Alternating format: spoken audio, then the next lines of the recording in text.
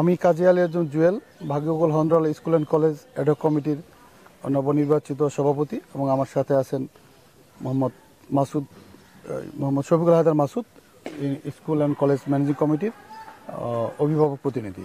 এবার হাটটা কিভাবে নিলেন?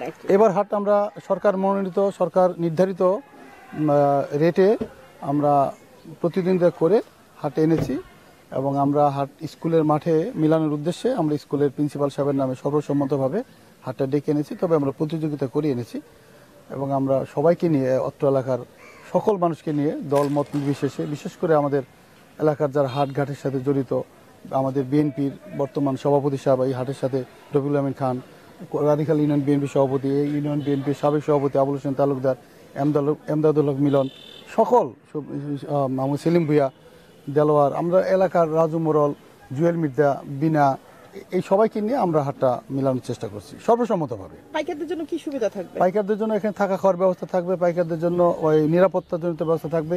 আমরা পুলিশ, র্যাব, আনসার নিয়োগ দিব, আমাদের নিজস্ব সিকিউরিটি টিম আমরা তৈরি করতেছি।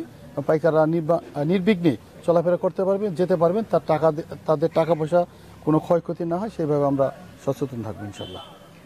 কতগুলি গরু এখানে রাখার মতো ক্ষমতা আছে?